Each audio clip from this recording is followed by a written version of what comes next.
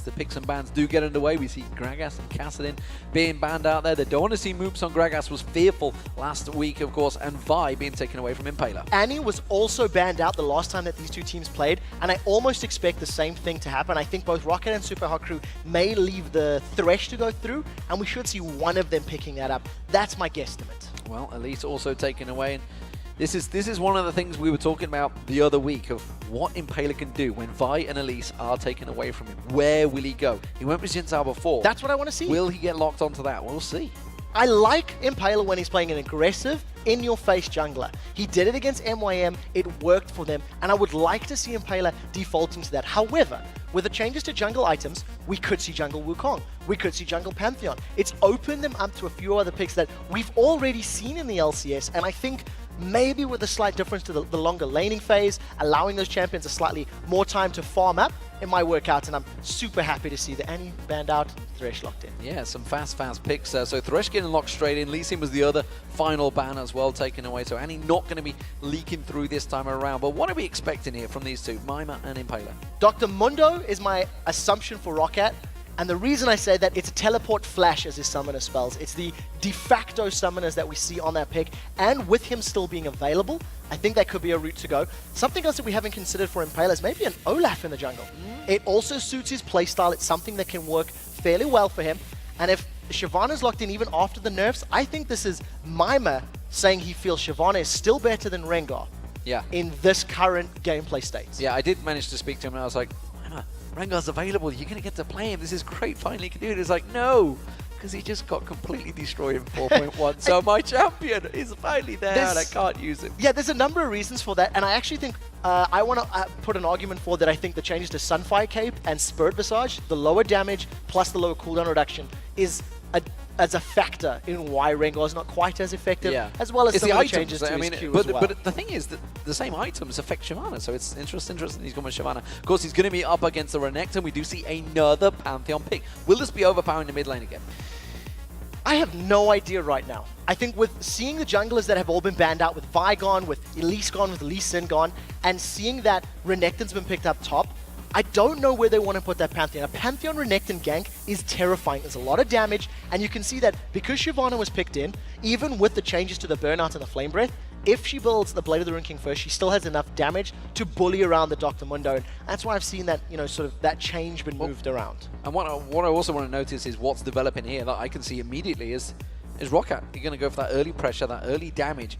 Shyvana's going to take at least 10, 11 to get going. Mundo maybe being picked up, yes. So that could be Mundo top, Shyvana jungle. Definitely could be the case. We like to, we keep harping on about Impaler's champion pick, and the reason we keep going back to it is because he's an integral part of what helps Super Hot Crew win. He's very instrumental in getting their lanes going once he's got a couple of levels worked up. So Dr. Mundo top against that Renekton once again. We're going to see this matchup where Renekton is a little bit more of a bully early, but once team fights roll around, Dr. Mundo's going to have much more of an impact as they scale through the game. Of course, Nami was also selected in for Mixer. We'll see with Mr. Rales on Lucian being pretty much his champion of choice. He's the one that's got the wins on that. Or not so much the wins, he's only got the one win, but more importantly, the one that's done very well on it despite those losses. Caitlyn and Orianna maybe, which means Pantheon mid then. They're going to change it. That'll be Pantheon mid. Olaf. It will be Pantheon mid. Okay, so we'll see how this gets locked in. I just want to quickly touch Lucian's 10-0-7 game was on Lucian. Yeah. I also want to touch on the fact that Celavar's locked in the Caitlyn. He is so scared of Shyvana and Dr. Mundo getting in his face. If you pick Jinx with absolutely no escape and less range in the early to mid game, well, Huey.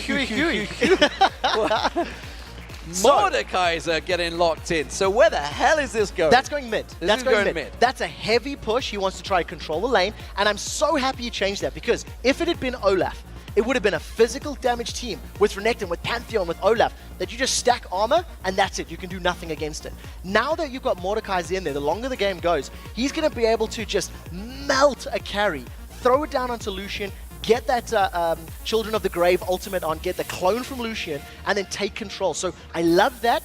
And again, week 2, game 2, we have another champion that's never been played in the LCS. So what are they going to do to counter this one? Thinking of Orianna, they also had Lissandra. It's a bit of a mix of the two. But it is going to be, this time, Moops on Morgana, as opposed to, it was Vander that played it before as support. Yeah, so Vander played as support last week in the last game of Super Week for EU. Moops is a well-known Morgana player, and part of the reason for this, once Morgana gets some levels in that black soil of hers, a W, she can counter push quite well against Mordekaiser, and the black shield is going to be so key. Mordekaiser's ultimate hits for a massive chunk of magic damage early, then drains HP further on. You throw the black shield on the target that's been affected, and because it's magic damage, it burns through the black shield, doesn't give you the clone. I like that pick, in addition to the single target stuns of Pantheon and Renekton. Hey, you can't be CC'd as long as you've got a black shield on. So I like the reactive pick from the Super Hot Crew. So what are we seeing between these two teams? Because I'm seeing a very late team from Super Hot Crew and a pretty early team from Roccat. You've summarized it. Roccat need to be able to get kills early on with the strength of the Renekton, roams plus Pantheon ganks. And if they're unable to get ahead, I actually think Orianna and most of the Super Hot Crew are going to outscale the Roccat team. Well, as the game load in, of course, the players take to the field. Let's see what you guys at home have scored for this match. It seems that 76% of you have voted for Roccat, and that's no surprise, honestly, because Roccat have already 1-0 up in this series. And I also think the way that they played is a testament to that statistics. You know, they've got 3/4 of the vote. They won 3/4 of their games. They have very good objective control. And I think actually having a Pantheon that can respond, and the way that we've seen Janko's ganking, this is going to, you know, benefit them and work with them very well. But they cannot afford to not get kills early. They can't afford 2 ganks with that Grand Skyfall like Aranea did not working out for them. They have to stack it up. Because if you cast your mind back to last week, the game, it was actually Super Hot Crew that were putting the pressure on. Yeah. And Roccat counteracted it. It took a while for Jankos' Evelyn to get going in that lane. He was simply having to hold out and play defensive duty. We'll see how that works out, of course, because as we do take to the Summoner's Rift, it is going to be Roccat as the blue team with that Mordekaiser in the mid lane up against the Super Hot Crew, who themselves are going as a 4-man bundle piling down towards the bottom river. Yeah, the one thing is, look at the grouping here from Super Hot Crew. If anybody gets caught by a bubble or a dark binding, people are going to die. So Roccat right now playing very defensively. And I think this is a pretty standard position here where Vander's standing. So a tentative dark binding might catch.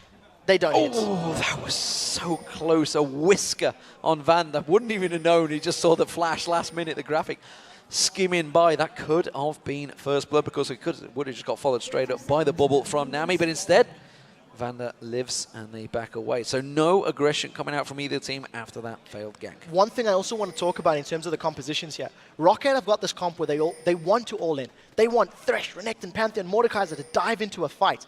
And Super Hot Crew, they want to be running at you. With the Nami passive of giving teammates, you know, a movement speed buff from her abilities, plus Tidal Wave and Mundo and Shyvana, we're going to see incredibly messy, incredibly crazy team fights because they want to be all in 5-man death balls every single time. Of course, we looking at the starting items, everybody going with the vision wards, nobody going for the sweepers early on because they don't want to go for that early aggression. Overpower starting with the Doran's Shield, by the way, as well, up against, obviously, Moops' Doran's Ring. So standard start from the majority of these players, and both supports still going those Doran Shields. Now, the reason for this as well, because you get more gold and you can earn it later on with the new GP10 changes in, you know, the 2014 season, you can afford to go for the early aggressive itemization. It's actually something that Crepo has been very vocal about and very outspoken that he feels it's great. Vander just dodging that bubble, immediately giving Roccat a bit of an advantage in this lane thanks to effective HP.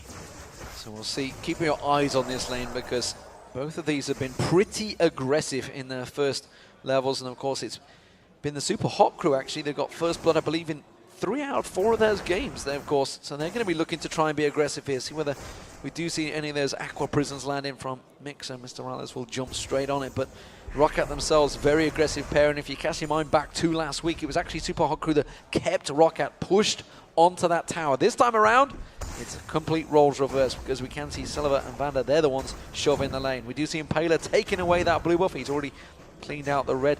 No steals coming out from any supports this time around like we saw in North America last week. And it's also a lot riskier now because of the fact the towers are a lot stronger in the mid and the top. Oh, they've caught Silver. Silver's got caught out by the Aqua Prison, but he wasn't followed through too deeply by Mr. Rallis. And as you saw, Death Sentence quickly countering from Vander. Yeah, if Mr. Alder committed, I think he would have been caught out. And I think part of the reason we haven't seen any of those coordinated steals is because you've got straight matchups. Because you don't have 2v1s, it is a lot riskier to invade your opponent's jungle and potentially be outnumbered by your opponent. So a little bit of safer play, and they have caught Mixer, and that's him going in. He's gone straight into it, does put the flay down, but immediately reacts with the Aqua Prism, and Vander takes a good burst straight away from Mr. Rala. So back and forth action, both hitting that level 2.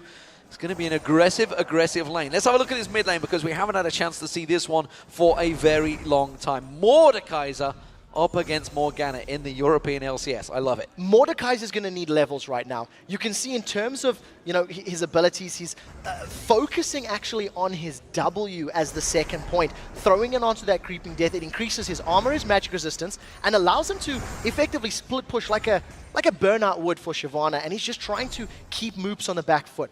Overpower's going to continue doing that, which means Impaler could set him up for a gank, because you push heavily and fast when you play Mordekaiser. Yeah, he's definitely shoving him in there. Meanwhile, this course, this top lane, it is Mima versus Xaxus. Xaxus came out heavily on top last time. That was, of course, the help of Jankos' ganks up against Mima. But Xaxus this time on Renekton once again. It's what he played quite a lot last week. Mima, of course, on Mundo, another champion. He's been pretty much renowned for. Jankos with the double buff, looking to maybe go for a gank in the middle here on Moops. Now, as long as Moops has got his self-cast on Black Shield, he should be able to avoid the stun from Pantheon. It's a very linear approach for Pantheon and Renekton to come in. They're on-hit stuns, and you know, as long as they don't surprise Moops, it's very, very difficult to gank and kill a Morgana, and you never want to dive one.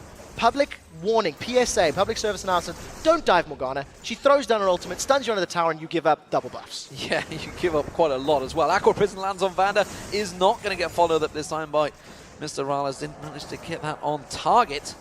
They are actually being pushed continuously on towards their tower. Celiva keeping that CS small advantage, and this is the bonus right here of a Mordekaiser, taking those wraiths. Yeah, and look at this. Because he's burning through the shield as opposed to his HP, he's actually not even losing anything other than a little bit of time. Once again, still maxing Creeping Death. He's going to go back into lane and keeping tabs on that. It's currently a bonus of 20 armor and magic resistance at level 3. That'll scale to about 30, which is quite high when you consider he can throw it onto either Renekton or Pantheon, who will already have some sort of damage that they can deal when they get into these team fights.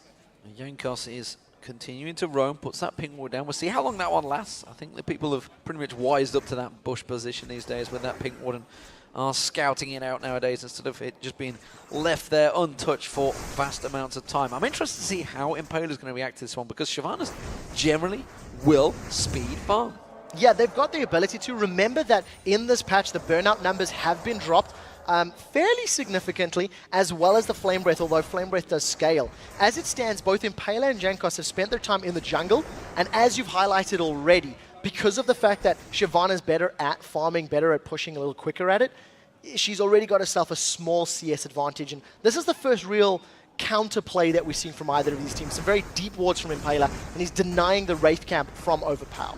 Yeah, which is almost certainly going to be required now if we're going to keep seeing him walking around there. Of course, that would hamper Jankos, and well, Overpower was coming around for it. He's going to go face check straight in towards Impaler. Impaler immediately puts that Burning Agony on. Oh, that point is not going to quite last max range, almost getting on towards Overpower. That may have been the death of him. Yeah, Overpower, realizing that he couldn't take the fight because of the support from Moops, he didn't cast a single ability. He couldn't get any of his shield back, he couldn't get HP, and I think a little bit brave to try the same route, and they've caught, oh, Celiva! Flash onto Celiva, quick catch from Vander. Actually, the flame did keep them at bay. The death sentence didn't quite land though. No, not that time round, and just as I thought Celiva was going to get caught in that bubble, he does throw the flash down, so well played in that regard. And I think, you know, with both of these mid laners now hitting level 6, both Impaler and Jankos have to be very careful, because there's actually a lot of damage that can come down from both Morgana and Overpower at this stage in time. Even with Impaler's Dragon's Descent, the defensive statistics could be burned through thanks to the burst of Mord plus the execute of Pantheon. But great play by Impaler to once again build his little CS lead. Mima was heading down there. I think they were unsure of the position there because Impaler had a little bit of help on that red. As Mima was heading down, wasn't sure whether we're going to see Jankos suddenly appear around the side, but instead he was safe. Overpower, though, continuing to take those wraiths, which is going to keep that farm catching up. And Moops, of course, now that he's starting to hit 7, that the soil is going to be doing a hell of a lot of damage, which is why we're starting to see him push on the tower. And of course, remember, with Morgana, fairly recently, it's a couple patches ago, that Tormented Soil was actually changed. So instead of reducing magic resistance, it now deals damage based on missing HP from your opponents. So ideally, you want to get a couple auto attacks down onto the minion wave, then throw Tormented Soil to really get it going a little quicker. What it also means for champions like Renekton who build HP, Tormented Soil is going to hit a lot harder once you get to the team fights and you lock him down in place by a bubble or a binding or something similar like that. We are 9 minutes into this game. We do see the BF swords being picked up by both Celiva and Mr. Rala, so both AD carries wanting to stack out that damage. And of course, it does mean there's a very different build coming out from the two supports. Vander going for that GP10. Meanwhile, it looks like the Sight Stone's being pushed for Mixer. And I think that's because of the champion picks. Because of the fact that Vander and Celiva, if they land a good hook or flay, could potentially kill the duo lane of Super Hot Crew. They need that additional HP. They need that additional survivability. Nami also, doesn't have the same Dark Passage Lantern that can be thrown down from Thresh. So a little bit of a change. I also think that Vander needs to get the Ancient Coin as quickly as possible. They need that movement speed buff to get away from Mima and Impaler and Moops when they throw themselves in a fight. Good vision awareness there from Super Hot Crew. We've seen Impaler once again coming around, taking away the Wolves this time from Jankos, and Jankos is actually starting to fall behind quite heavily in terms of CS towards him. We see Mima, is that ultimate going to be enough? Yes, it is, of course. It is Mr. Mondo. Now, if Mima can get enough HP to start another fight, we did see Impaler, he was sitting around the top tower of Roccat, with Xaxus going very, very deep, not having his dominance available. This is a potential kill here for Roccat. Absolutely, he's got no vision either, so he's got no idea. He's going to try and back away, but that briefcase will catch straight on towards him. He's going to have to back in towards the bush. Is he going to have enough? He's going to try and turn the aggression around, but here comes Impaler. Xaxus realizing he's in trouble. He was the unkillable last week, but this time he may well be first blood. It's going to be Impaler comes around, and it's Mima that takes it. That's a bit of a mistake from Xaxus. He shouldn't have gone that deep. I think having not enough vision, unaware of Super Hot Crew's positioning. Now all of a sudden, Super Hot Crew, they're trying to defend this dragon, and luckily, Celiva's caught. Celiva having to use that barrier. It's going to be Mr. Rala. The tower damage comes in. The barrier quickly blocks it out. Now we see Moops comes in, pops that ultimate. Is it going to be enough? Dragon does go down, but that's going to be Moops picking up a kill. Immediately Impaler now is down in there, but it's only a 2v3. We have got the support of Mr. Rala's coming around the side. They're going to continue chasing. Teleport was cancelled by Mima there. They realize they're not going to make it. Back and forth action. It's still 100 gold dividing the teams. So overall, thanks to getting 3 kills in total, that has actually kept that gold balance from being ahead of Roccat. Remember we talked about the bonus armor not being there for the bottom tower? If Super Hot Crew can get up to this tower quickly enough, I think with Shyvana's double bite as well as the damage Lucian can put down, they should be able to get this tower. We'll see how quickly they can melt it. They are going to push on down. They're going to see, they will have to step away because Celiva and Jankos were both returning. Remember, the Grand Skyfall was still available, so they could have set up a gank there. There was a counter that could have easily come. Super Hot Crew not pulling the trigger when they maybe could have got away with it. Yeah, I'm just a little frustrated that as I'm talking about, they don't do it. This was the 1v1, and this is just Mr. Ral's great positioning, landing a lot of hits of the culling there, burning through Celiva, and that's just a straight outplay. In a duel situation, Lucian is a stronger champion than Caitlyn, so he's going to be able to 1v1 you. In actual fact, the bad recall timing here from Super Hot Crew may cost them this tower. There is no soul binding available from Moops, so he's not going to be able to lock him under the tower. And first tower of the game falls, it's in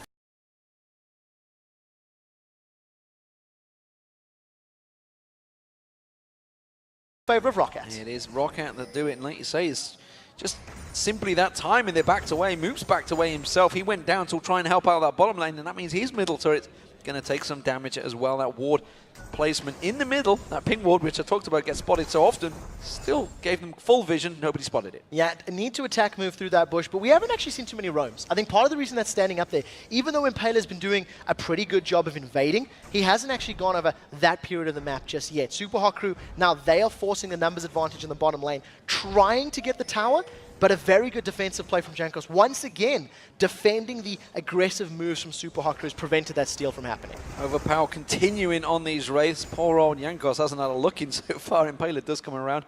He's making sure he doesn't lose out on that final one, the big gold to Impaler, which is backed away from this one. Actually, looks like Jankos is going to take that one, so maybe he's just left that little bit of gold for him. Even though Jankos has got a kill, he's fairly far behind in CS 15. The wave clear of Pantheon is not as strong as Shyvana, so in the straight-up farming game, Pantheon's always going to lose out. We still haven't seen Grand Skyfall from Jankos, and he may need to use it soon enough. We've got a number grouping here, and Impaler may get caught out. Baron's, Blue Buff's low, he's got Smite. He's going to give him maybe a Smite fight. He will take it, and you can see Jankos is going to try and chase on towards him, but he's got no help from Xaxus because Maima is keeping him busy in the top. Yeah, the movement speed from Burnout is just too much for Jankos' level 1 boots to deal with. So again, a very good invade, a very good steal from Impaler. Even though Impaler's doing quite a lot to actually keep Pantheon down, keep Jankos playing defensive, it's not necessarily transitioning to too much. They've only got the 1 tower. They, did get a couple of kills, but I think this is the first real roam that we're seeing from Super Hot Crew if they commit. Well, it is going to be Impaler actually passing the ward by the red buff. Moops is trying to set something up, but good ward placement from Roccat. They're giving all the vision, and now we can see Overpower. He's going to try and sneak around there and steal away those minions. Gets that big giant shield on towards him. Will he get the last steal? Didn't see it. May well have done. No, Impaler will take it. Now that's actually a little disappointing for Impaler because he knew that Overpower was going to move to the race, and I think Impaler got impatient because he started the race before Overpower roamed down. If he had just sat in the bush waiting, maybe something could have happened, but to be fair, there was a ward there from Roccat, so I think Overpower was well aware of the situation and no sweeping lanes to get rid of it. Still just that 1,000 gold between them. Blue buff this time, of course. Moops will be taking that one. That's going to help him out in this mid lane, keep that cooldown down, keep that soil burning, and well, he's going to be wiping out those minions. And looking at the farm, it's starting to get some pretty big numbers, and actually even across the board. Of course, that 1,000 gold being the single bottom turret that has been taken down. Look at the bottom lane, just 10 CS between them. Mid lane, 10 CS between them. Top lane, 5 CS between them. Well, 6 technically. And it's actually Roccat with the tiniest advantages all across the board. What I think about that is that both of these teams have picked fairly strong laning champions. They do well against their opponents' picks as well. And with the exception of Xaxus making a bad call in the top lane and trying to farm between towers, he got caught out. He could have potentially accelerated or pushed Maima around a little bit more, but I think Bravado got a little bit ahead of him. That's some good damage in Overpower, but he's going to be able to walk away, heal it back up thanks to his lifesteal and his spell vamp. Yeah, quickly gets that shield back up there. Impaler once again coming around for the Wolves. This time not going to find them because Jankos has already taken them. So we talked about how Roccat need to be the ones making the aggression early on. Not quite worked out for them so far. Is Jankos going to fall behind here? He already has fallen behind. I think if you pick a champion like Pantheon who was so strong in the early game, yes, maybe he couldn't, shut down Moops, but he's got an on-hit targetable stun against a Lucian or a Nami if he goes into lane. He can tower dive thanks to his passive blocking a turret shot, He has the ability to make plays, but we've seen him farming, and I think that is a testament to Impaler. Impaler's stolen away so many buffs and camps that Jankos has been feeling like, oh, I'm falling behind, panic, panic, panic, farm, as opposed to gank. What's going on towards that dragon? It is up in 20 seconds. We'll see whether the teams move for it. Of course, last time around, Sullivan did get caught out by Mr. Rales as they position for this one. Looks like this time around, he is playing it overly cautious and staying well away with those big ward placements. Yeah, that's definitely the way they have to do this one. You can actually see that Jankos was trying to maybe pinch Moops in that particular situation. Roccat are going to have the advantage on starting the dragon. However, teleport is available for Maima. So if a fight were to break out, Roccat would need to make sure they group tightly. Celavar is too far away to have an impact right now, but luckily, Super Hot Crew have not initiated just yet. Overpower is playing defensive blocker. Trying to keep Moops away from this one. The rest of Super Hot Crew are coming around. It's actually Maima making a walk down here. He's not going to teleport. Maybe he's going to be a little bit too late, though, because that dragon go down. Here comes the teleport. It's going to be Mr. Maima trying to catch on towards him. Death Sentence catches on Mixer. Sullivan doing the damage on him, but they've separated it. It's a complete split. Super Hot Crew all clumped together. Impaler having to jump straight across and towards him. Jankos running away from it. Jankos will go down. That's the first kill. Who will be the second? It's going to be Mixer cat out there, but he manages to flash away from Sullivan, and now the Super Hot Crew close the gap. You can see the ultimate coming out. The box is going to be be enough from Vanda. Will keep them away, but it's going to be Dragon, surely, for the Super Hot Crew. Yeah, Super Hot Crew have the numbers for this. The rest of Roccat want to recommit. They managed to catch Moops, but they're not going in. It's another death sentence, but like you say, only on Moops. Oh, Dark Binding flashing past the backside of Vanda, and it will be the Super Hot Crew taking that Dragon away, which actually swings the goal into their favor, but only still 300 between the two teams. That was played perfectly by Super Hot Crew. I mentioned the fact that Salaval was not near enough to the team for him to be effective, and as we said, Mima's teleport, if it can split up Roccat, and if Roccat are not clumped together, that's going to lose them the fight. Not only did Mima get in and actually draw a line in the sand, but this is the fight we're talking about. Mixer's down on the bottom half of the map, completely zoning out Saliva, and Super Hot Crew, this is 4-on-2. You're never going to lose 4-on-2 no matter what team comp you've got. And even though Vanda and Saliva tried to kill Mixer, they didn't get the kill. They forced backwards. And that was all stemming from the teleport in the middle, followed by a great bubble from Mixer to interrupt. Well, Mima has got that ultimate available. If Jankos were feeling aggressive, gets spotted out by the ward. Actually, that could have been danger play because Jankos was looking to go for that. Impaler was up the top there, had his ultimate available, Dragon's Descent, if he wanted to jump on towards him. Jankos, though, this time around will be taking that blue. He's not going to gift it across to Overpower, it seems. Will take it for himself, and that's going to improve that Grand Skyfall. Maybe he can start doing some bit more man drops. Yeah, he needs to start using them. We haven't seen an impact from that at all, and I actually think that's the first blue buff, or the first big buff he's really had uncontested in quite a while during the course of this game. So we'll see what he can do with that additional cooldown. It's going to help him farming out the jungle as well. And once again, Overpower just carries on pushing. 200 CS to 167. The power of that Mace of Spades plus the shield that he's throwing down is just keeping Moops defensive, keeping Moops reacting to the wave against him. Jankos coming around. Impaler hasn't quite got the timing on this one, but he is playing good defensive duty once again. It's the white he's going for, or the big Wraith, whichever you'd like to call it, and he has gone towards it, but it looks like it's going to be Mima getting caught out, possibly between the two towers here. Zazas is there, Impaler's ready and waiting to leap across if he's required, and he certainly is. He comes in there, can he turn his fight around? Mima has to flash out, that leaves Impaler on his own. Now he's going to 2v1, Mima's going to have to come back into this one, does finally pop his ultimate. Why he waited so long? He was waiting for Moops. Are they going to have the timing on it as Overpower comes around? No, they do buy each other time to back away. Impaler was so greedy there. He's like, don't flash till I get white. Don't flash till I get white. Manages to get the jungle camp, goes over the wall, and Mima gets away, but he needed to burn his summoner spell as well as that ultimate. So he doesn't give up a kill, but I think pretty good play from Roccat. They're finally starting to gank a little bit from Pantheon, but I think it might be too late. I think Super Hot Crew are getting quite tanky now. Sunfire Cape plus Giant's Belt already on Mundo, as well as that Spirit of the Ancient Golem plus a Giant's Belt on Impaler Shyvana. And of course, the needlessly large rod being built in towards that Zhonya's Hourglass for Moops. Not long until that's in there, and you know what happens when he gets that. The Flash Ultimate will be coming out from that Morgana. Nobody likes to see that one. Overpower himself, well, you can see he's got that Hextech Revolver in there.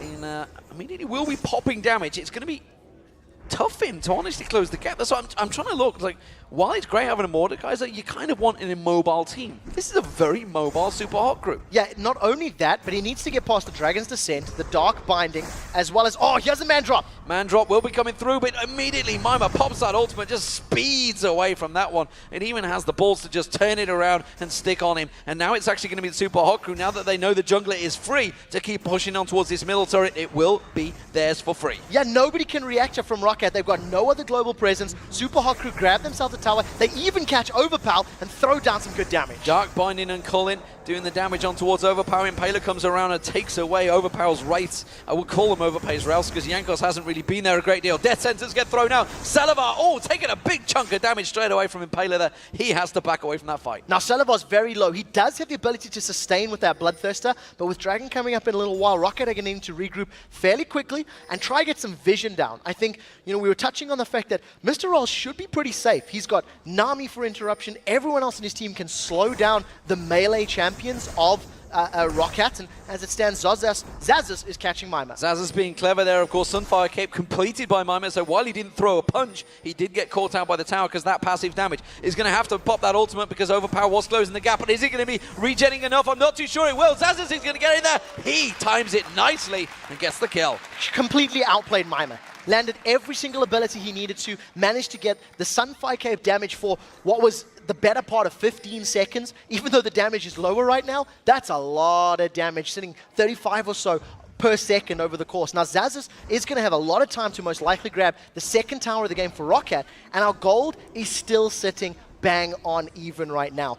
Great play from both teams. They seem to be countering each other, and I think bravado and gutsy play from Xaxis and Mima has cost them each a death. Absolutely, both of them being a little overconfident, and Impaler actually thinking, yeah, I don't really fancy taking on that giant crocodile right now. He seems pretty beefy. Takes that tower down, he's going to leave it. Obviously, Mima making the call to saying, don't touch those minions, I want them. Yeah, two things about that. Impaler maybe actually could have dueled, but he was down a Sunfire Cape, completed, and also he wasn't sure where Jankos was. By that time, you already start thinking, is the Grand Skyfall available? Could Pantheon join the fight if I engaged? And unfortunately for Impaler, Jankos was hidden. There was no vision on him. As it stands right now, Supa Crew with a kill advantage, only 100 gold.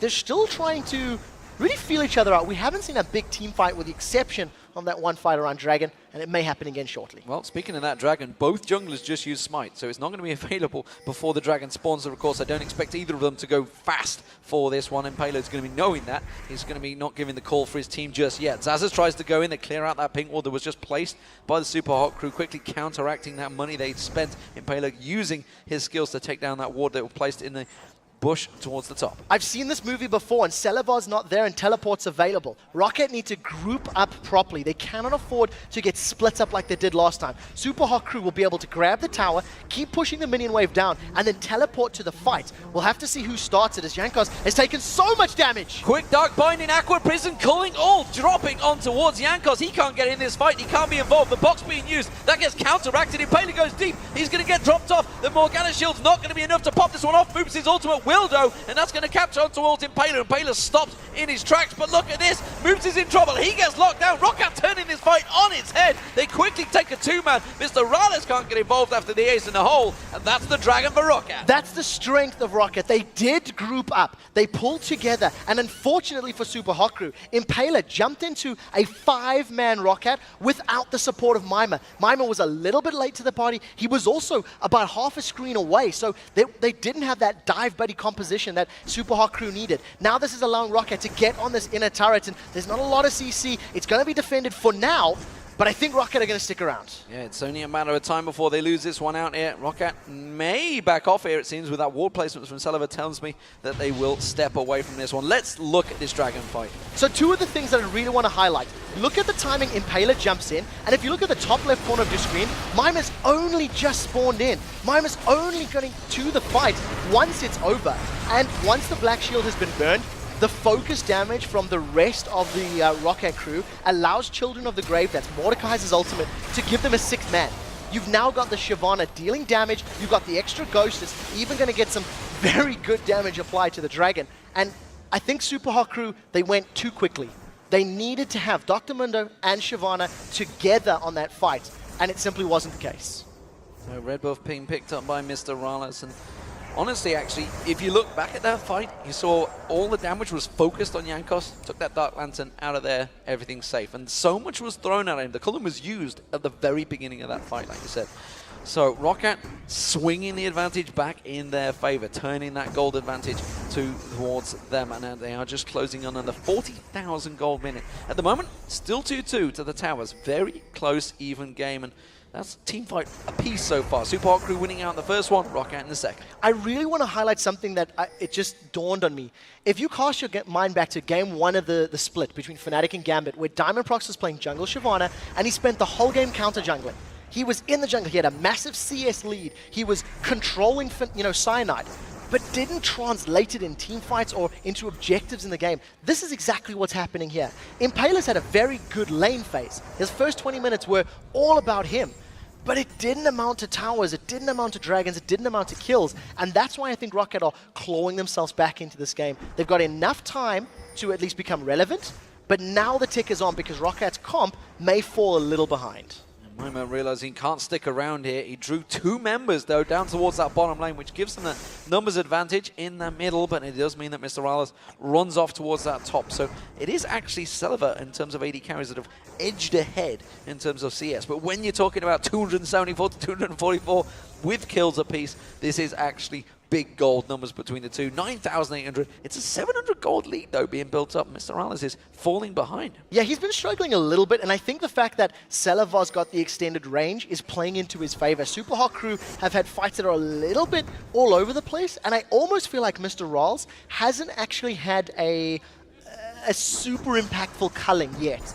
The one thing that you are noticing is the gold in the junglers. After me talking about how badly Jankos has suffered in the early game, he's only 100 gold down, thanks to the fact that they've got those dragons he's been involved in, you know, the kill and the assist, and of course it is helping him out at the moment. Helping him do all sorts of things, and at the moment he's looking to make a man drop and going in towards that red buff area. We'll see how the split push starts to work out, because that's what seems to be developing here. Overpower's going to be shoving that top lane, and we've seen this before. NIP have definitely seen this before. They're going to be playing later tonight and maybe having shivers as they watch this game, seeing obviously this could have been their position in the LCS, but Zaza split push in the bottom, Overpower split push in the top. This is exactly what they did in that game. And what works out very well for Roccat is both of those champions are very difficult to duel.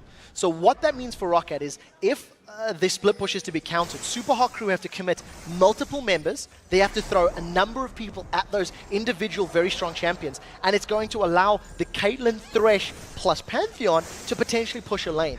And because you have to commit multiple members to a fight, if Super Hot Crew don't put enough members down, you may actually see that Grand Skyfall coming in. There's no tower to fall back on here for Mima, and it looks like Jankos wants to come from behind, but I think Mima's not being fooled twice in a row. He's backed away this time. Yeah, he'd already used that ultimate, didn't want to get drawn into a fight knowing that potentially they could have it, because talking about vision, there is not a great deal for the Super Hot Crew right now across the map. They're playing very brave, and I think they're playing like they have a slightly bigger lead than they actually have. I think that's what the vibe that I'm getting. Both of these teams have not had the level of vision control that we've seen out of Alliance in the previous game. And I think with only one sweeping lens here for Roccat, and considering how deep they're pushing, I'd like to see that changed. I would like to see them getting a couple more sweepers and maybe even putting some more wards down. And with a minute left on Dragon, you can immediately see that all of Roccat are now trending themselves towards the mid and bottom lane, looking to get Super Hot Crew's mid tower and potentially the next Dragon as well. If they can sweep up those objectives as it stands, it is going to be Mima going in towards that top. Teleport available for him, of course, but it is Impaler that's just cleared out those wards in that mid lane. Hasn't got a pink on himself. We're going to be waiting for Mr. Rales actually to come down. He's got the pink ward on him, so he's going to be the one that's going to be looking to get down towards that Dragon, but he's going to be a little bit late if he's taking down that bottom lane wave. Yeah, I also think Roccat may not necessarily dive on it instantly. It's still 20 seconds, and I almost feel like the tower may even be slightly more important to them. It does look like Impaler's got some pretty good wave clear, but look at the range in Caitlyn.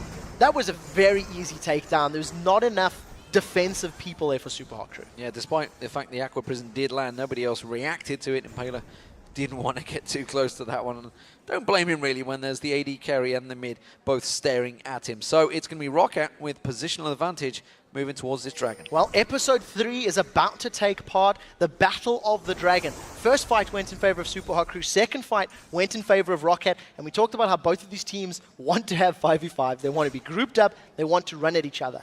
Now the fact that Mima is actually a little bit closer to this team, and the fact that Overpower is not with him, not with the rest of Roccat, I actually think Super Hot Crew's in a better position right now. And Overpower's going to try and maneuver. You can see he's already going around the back of the Dragon bit, doesn't want to be too close. In fact, he's teleporting back. This is brave, because if Super Hot Crew get whiff of this, they're going to go in. They have no idea. They have no vision of it. He's gone back. What's he bought? He's got the Void Staff completed, along with that Zhonya's and the Gunblade. So he's got a lot of damage if he comes running into this one. But Super Hot Crew, they're going to start the Dragon off before he gets there. Yeah, Super Hot Crew, they needed to have gone now. You can see Overpower may be able to get in here to get some exit frags if Roccat can interrupt the rest of Super Hot Crew. This is great stall here from Roccat because Super Hot Crew have not committed. They haven't alled in. And if Mr. Rawls is alone in the back line, he may get popped. Here comes the Skyfall. Man drop, they're going to go towards Mr. Rawls. He's flashed away, but he's well away from his team. Impaler's taking a giant bunch of damage there. You can see the ultimate coming off from Mima. It's not going to be enough, so Moops does get taken down as well. Sullivan with the Ignite running is not going to be able to take him down. And well, Super Hot Crew just dropping like flies. Great Aqua Prism does save Mr. Rawls' life, but Super Hot Crew once again removed from the fight, and a great pincer move from Roccat. A dragon and 2 kills, easy. Hesitation is what cost him there. We talked about vision. Super Hot Crew did not have wards in the jungle. They did not know Overpower wasn't there. And I don't think they were able to feel out Roccat enough to say, let's go for it. Let's dive onto that dragon. And that's what cost them the fight. Overpower comes in from behind. They use the Grand Skyfall brilliantly to zone out Mr. Rawls. And look at the panic. This is now 4 members of Roccat sitting basically on 2 members of Super Hot Crew. And once again, focusing down Shyvana, burning her out, getting that Children of the Grave, and effectively giving the Roccat composition a 6th man to deal damage. And that's a worry for me, because that was Mr. Rawls and Mixer both up against Sullivan. Sullivan was just 2v1ing them there and survived. And, you know, they've got the damage, the lifesteal to survive through it and beat them both. And there's 2 reasons for that. The fully stacked Bloodthirster, as well as a Last Whisper. He was able to sustain through the damage. And because Lucian was playing so far back and not really all-inning him with his passive, the double shots, etc., it just allowed Sullivan to zone them out. And every time those fights has happened, it's because one team's been a little split. Jankos is in trouble. I think Mimer's going to run him down. Yeah, I don't think Jankos maybe going to get away from this one. Xaxus is coming in. Is Mima going to be able to follow through? The rest of the team are coming around. Impaler's going to come in there. Actually, Jankos jumps in, takes the lantern, slides himself out of there in style. Once again, great pickup here on this Thresh. That was a first pick Thresh here from Roccat, and Vander has done great work with it. Has yet to give up a kill. He's had multiple saves with that Dark Passage lantern. And remember Jankos' Pantheon, we talked about how he sort of gets a little weaker as the game goes on. He's got a massive amount of HP right now with that Warmogs. Going to stack it up and going to get a little bit more defensive MR and armor, and he's going to be difficult to burn through for Super Hot Crew because they don't have necessarily upfront burst as long as you can interrupt Morgana a little bit on those Soul Shackles. So Xaxus is back in towards his top lane, has died in this game, something he only did once, I believe, last week, because he was pretty much impenetrable throughout most of those games. As it stands, though, Roccat again wants on the push. This is going to be the top wave they're going to shove for, though, because Xaxus was already working down that wave. The red buff's not available. They're going to wipe out that pink ward, but they know they've been spotted, and they don't want to get caught out by Super Hot Crew shoving straight down the mid. Yeah, Super Hot Crew need to be able to split Roccat up. If Roccat stay grouped together, the combination of abilities is enough to beat them in a fight. But if you can force Roccat to diversify their numbers and spread out in like a spiderweb form, that's what Super Hot Crew has to do. They cannot afford to get caught out. The hook lands on Mima and Roccat are going in. Well, it's not going to force him to use that ultimate just yet. Mima being that big tanky front line, and Roccat did a great job of repositioning themselves, making sure they didn't get shoved into those waves. Now the top wave is pushing in favor of Roccat. It's getting closer to Super Hot Crew's inner tower, but the bottom wave is going towards Roccat. The way Vander was sitting over on the side, he was trying to wait for Super Hot Crew to push down, and you can see that he was just anticipating a death sentence. Didn't work out this time though, and once again, like tense, looking for 5v5s. It's how both of these team comps work. Vander with the 0-0-5 is seemingly quite far ahead in terms of build over Mixer right now, because he didn't have that talisman early on. He did go for the Ancient Coin much later, but he's certainly got much more support items. Obviously, both gone for that Boots of Mobility, both trying to fly around the map, trying to help out their teams. And Vander has been making the plays so far for his team. Yeah, Vander's been very impactful during the course of these fights. His boxes have been very well placed, and I think that Locket of the Iron Sorrow, once again, just it really speaks to the way Roccat want to play this. They want to get into the fight, pick a target, even if it is somebody as tanky as Shyvana, who's got, you know, over 3,000 hit points. With Children of the Grave, with that ultimate from Mordekaiser, you give yourselves that extra man. And if you can get that a proc, if you can get that man on the field, all of a sudden, it's basically a guaranteed team fight win. So Roccat have been playing it well, as long as they stay grouped up as they have for the last few fights. We're starting to see what I was expecting to develop now as this game starts pushing on. Jankos is starting to be the man that split pushes because he can man drop into that fight. He's starting to shove those waves. You can see both top and bottom continually being shoved onto the Super Hot Crew while the rest of the 4-man sit in the middle. Yeah, and think about the previous Dragon fight, how Jankos used that Grand Skyfall to split up the members of Super Hot Crew, make Mr. Rawls panic, panic, panic. Oh my god, Pantheon's coming for me. I need to deal with this. I think Roccat have the power of putting either Mordekaiser or Renekton there as well, because they are so incredibly powerful. And with, you know, Jankos' lost back, he's picked himself up a Black Cleaver. He's now even difficult to duel. He's got a lot of HP, he deals a lot of damage, and if you don't, you know, engage him correctly, his stun and his burst can be troublesome. Well, the bottom tower may well go down here. Finally, Maima's got himself some free time, and he should have that wave to take it down. You can see that, though. He's got Jankos heading down there. Vander was coming down with him, but I think he may well be that hit and run before they get there. Yeah, there's a lot of damage on this tower. Stuns coming in. Jankos not going for the kill. He's actually defending the tower, and I think that's smart play. Maima still playing a little bit brave. There's 2 members right in front of him with hard CC. Yes, he's a strong Dr. Mundo, but he shouldn't underestimate his opponents. Actually baiting towards the Baron here, Super Hot Crew, seeing if the Roccat were going to fall for it, and they were just not having any of it. Instead, Sullivan shoved straight towards the inner turret. Yeah, I think Roccat are making the right decision here, trying to force down this inner tower. And in a 5v4 situation, the time it'll take that teleport to get in, we've seen how bad that has gone for Super Hot Crew in the past. If Maima gets to a fight late, it could be over before it begins. Overpower's not trying to. They want to find Maima. They're looking for Maima, and Overpower's going to get him. They may well find him. He's going to instead go towards that bottom bush. Instead, that means the blue buff. We see Maima's briefcase is flying in. They're not going to be able to catch on towards it. Overpower will take that blue buff away. And the Super Hot Crew left defensive-less. I'm going to stop getting excited. Every time I think something's going to happen. You should. Yeah, every time I think something's going to happen, they're playing this very safe right now.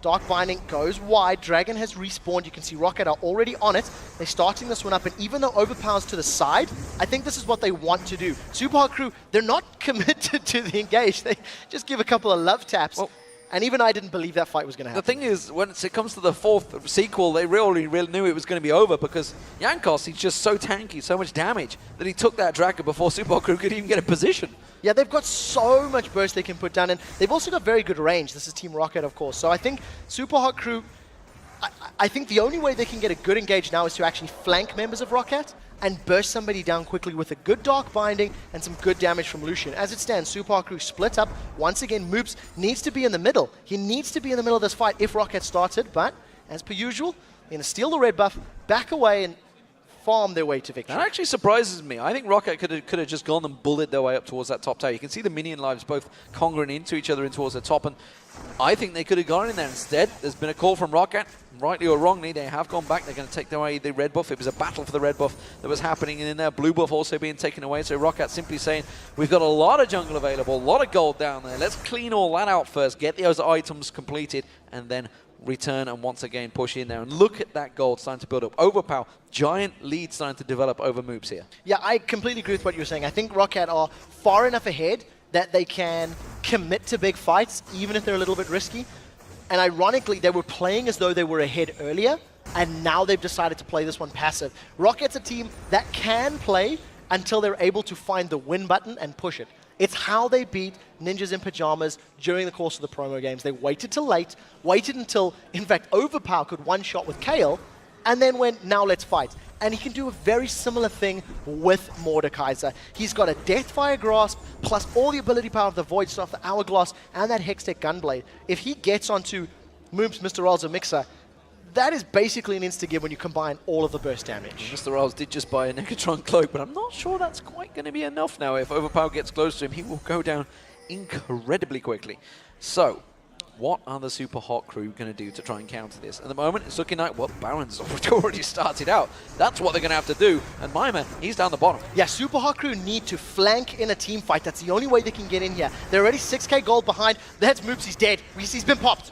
But Moops was just destroyed by Overpower in seconds off the screen there. There's going to be the ultimate coming through. Will Impaler be able to win out this Smite fight? I'm not too sure. Yes, he does! He gets it! That may keep the Super Hot Crew in this for a short time, but they're already 2 men down. Yeah, the 2 members down, and the teleport was cancelled by Maima. He's now realizing that their mid-inner turret is going to be sieged up from Roccat, so he started recalling, actually cancels it. I think he's going to try and split push. I don't know if this is smart, because Roccat have enough members to get to the inhibitor turrets. Yeah, Roccat already going to be taking down this inner. It was actually Overpower was back in and just said, you know what, I think we can finish this game. You can see the Roccat is going to turn around, they're going to shove straight through the mid. Yeah, that's the right thing to do. Roccat have a numbers advantage. Super Hot Crew cannot defend with only 2 members. They've got the inhibitor turret, they're now on the inhibitor. Still 25 seconds before Super Hot Crew respawn. So Roccat, get the inhib and back away. I don't think that was the right choice from Maima. Yeah, giant creep wave was coming through. Roccat were thinking, constantly thinking about maybe going in for that one, but the Baron turnaround may have saved Super Hot Crew briefly. Let's check it out. So this is the pop. I mean, I'm anticipating 1, 2, 3. I mean, what more are you going to say? You know, DFG comes down, it amplifies the magic damage. That was in slow-mo, by the way. Yeah, that was in slow-mo. It amplifies the magic damage, and then when you follow it up with Hextech, Gunblade, and all the rest of the burst from Mordekaiser, he can do that to a number of champions. That was a very, very good Aqua Prison that prevented that. It definitely was. You can still smite through it. Yep. Suppression's the only thing that interrupts smite, so I just think, you know, those 50-50 smite battles, it does come down to whoever can get the higher burst, and well played by Impaler to at least close the gap. But at the end of the day, you know, advantage Roccat. They get the inhib, and I thought about it a little more. I'm being overly harsh on Mima. 3v5, they wouldn't have been able to defend the inhibitor turrets or any of those turrets. So at the very least, he grabbed 2 turrets and some additional gold. So maybe, you know, questionable if you want to try to defend 3v5, but overall, I think right decision to make. But it does also amplify the damage that Overpower has, because there was a Zhonya's Hourglass available for moves. He didn't get a chance to click it in time. There was nothing stopping him. No stun, no CC. He just missed it. He just was kind of surprised by the damage there. And I think, obviously, with the Rabadon's, the Deathfire Grasp only just being picked up, was probably caught off guard. Yeah, caught off guard by that burst. You do not anticipate that. And by the time he moved his finger from his spells to his items, I think he was probably dead. But talking about the pick, Morgana's had very little impact in these team fights. Yep. He survived the laning phase. The Black Shield is theoretically powerful, but not against the burst that Overpower's been able to build up. And even though the Supa crew are scaling well and Mundo and Shyvana are going to become scary, because Overpower can just remove one member, it's going to be team fighting. This is a Grand Skyfall. The man drop coming in the backside. Who they catch on towards? Mixer's taken very low. Impaler having to use that Dragon's Descent to try and get out of it. Mima, the most tanky member, just destroyed in there. And now Impaler, he gets stunned, locked up, flashes out of it. They're trying desperately to run away from this one, but it's Roccat that are doing the chasing, and they are jumping on towards it. Zazas, can he get that stun down? He's not going to quite catch it. The Aqua Prison landing from Mixer. And there was a practical demonstration. The Black Shield would have blocked the stun anyway, but a flash was used. Ooh, Ace in the Hole goes down just for some additional damage. And Roccat have got a better skirmish team. They burst down Mima with a Warmogs, with Randians. They got through him thanks to all that damage. Roccat now with super minions in the mid lane, a massive minion wave in the top lane. They've set their targets in the bottom lane. It's complete map control. Roccat are certainly the team that know how to do the late game plays. They've done it so many times already, just getting into the LCS. And now, while they're here, it seems to be working wonders against the Super Hot crew. But they are defending once again on this final inhibitor turret. Can they keep them at bay? There's a giant wave on the top inner turret as well, which may take it down for Roccat all on their own. Yeah, Roccat right now are in a position where they can pick any fight they want and they can basically win. The fact that Overpower's got all of these items available, it fulfills a very similar role to that super late game KL. He bursts somebody down, and even if he doesn't kill them, they are so low they have to back away from a fight, and that immediately gives you that advantageous 5v4. Super Hot crew needed to come in from the side. It's something that we see SK do last week against Copenhagen Wolves, where Freddy Shyvana, he dove in with the Dragon's Descent, managed to split the team up because of that sort of flanking maneuver. And unfortunately for Super Hot crew, they haven't been able to do that for the last 25 minutes. Well, it is Overpower that's just gone back and got himself another needlessly large rod. So Rabadon's Death Cap will be following shortly. We already saw how quick he can pop moves. I'm kind of fearful for anyone in the team now of how quick he may take them down, because this Mordekaiser is becoming a beast. You know, its first play in the European LCS. I don't recall it being played in North America last week either. And it is a monster. So for the record, Mordekaiser has 558 ability power, and his Children of the Grave ultimate steals at base 34 plus 22% of a target champion's maximum health. Look at the HP on Mima right now. Steal them back. 56% of his HP, and you've got Mima sitting there close to 4,500 HP. That is an immense amount of ability power. That's why he's going through these tanks. Smart pickup, if you can get 558 ability power, of course. Yeah, and he's 107 up against a 041 Moops, who is famed for playing Morgana. So Morgana not really working out towards him, and so far he's almost 100 CS behind as well. But when you're talking about 400 plus CS, numbers don't really count too much anymore. 1 minute 30 you see on Baron, but that's not what Roccat are interested in. Sweeping lenses being used out there. They're pushing straight for this exposed inhibitor. Yeah, inhibitor has respawned, and Roccat want to get control of it, then most likely either push the top lane or push for that Baron. As it stands, Super Hot Crew, they can't take a straight-up fight because they're 11,000 gold down, well, 9,000 rather, and unfortunately, they just get burst out far too quickly. Xaxus is tanking, but that's good damage from Mr. Rolls. Yeah, Mr. Rolls taking half the hit points off Xaxus there, not using that Dominus to try and keep that regen going. Dark Binding may well have caught him out there, and Roccat, well, they're backing up. And that's why Celaver changed to Caitlyn instead of Jinx.